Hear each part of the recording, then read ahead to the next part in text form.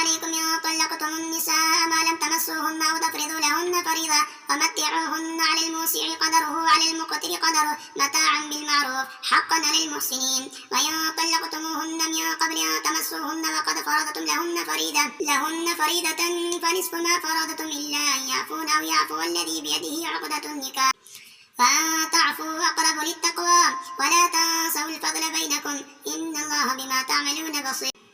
حافظوا على الصلوات والصلاة الوسطى وقوموا لله قانتين. فإن خفتم فرجالا أو ركبانا فإذا أمنتم فاذكروا الله كما علمكم ما لم تكونوا تعلمون.